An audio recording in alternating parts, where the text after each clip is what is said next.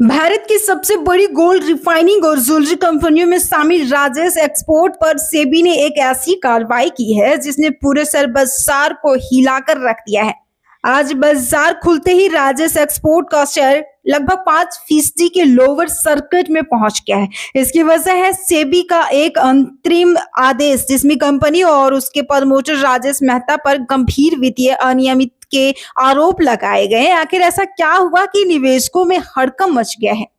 दरअसल सेबी की जांच और फॉरेंसिक ऑडिट में सामने आया है कि कंपनी अपने राजस्व यानी रेवेन्यू को 97 से 99% तक चढ़ा बढ़ाकर दिखाया हो सकता है। अगर ये आरोप सही साबित होते हैं तो ये भारतीय कॉर्पोरेट इतिहास के सबसे बड़े अकाउंटिंग विवादों में से एक माना जा सकता है। सेबी ने अपने आदेश में कहा है कि इस जांच के दौरान कंपनी ने पर्याप्त सहयोग नहीं किया है और कई महत्वपूर्ण जानकारियां समय पर उपलब्ध नहीं करवाई। इसी वजह से रेगुलेटर ने कड़ा रुख अपनाते हुए प्रमोटर राजेश मेहता को अगले आदेश तक कंपनी के शेयर की खरीद बिक्री और किसी भी तरह के सिक्योरिटी ट्रांजैक्शन से रोक दिया है।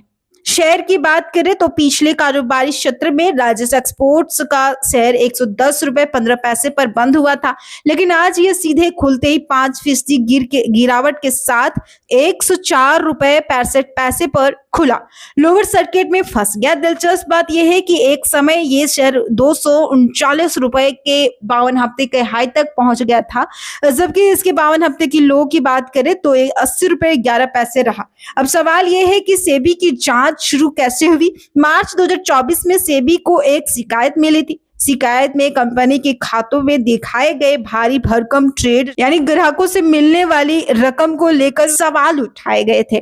इसके बाद सेबी ने अप्रैल 2020 से मार्च 2024 तक के वित्तीय रिकॉर्ड की विस्तृत जांच शुरू की। मामले की गंभीरता को देखते हुए बीडीओ इंडिया सर्विस को फॉरेंसिक ऑडिट नियुक्त किया गया। जांच केवल भारत तक सीमित नहीं रही।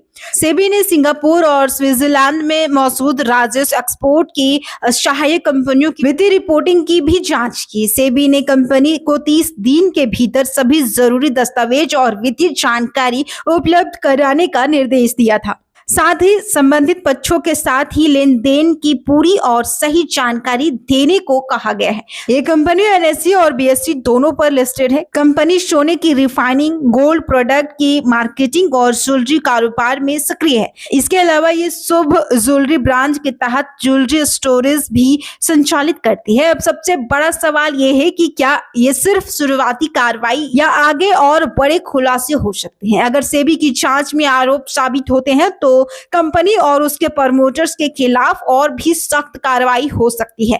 वहीं निवेशकों के लिए ये मामला कॉर्पोरेट गवर्नेंस और वित्तीय पारदर्शिता की अहम सीख बन सकता है। फिलहाल बाजार की नजर सेबी की अगली कार्रवाई और कंपनी की प्रतिक्रिया पर टिकी हुई है।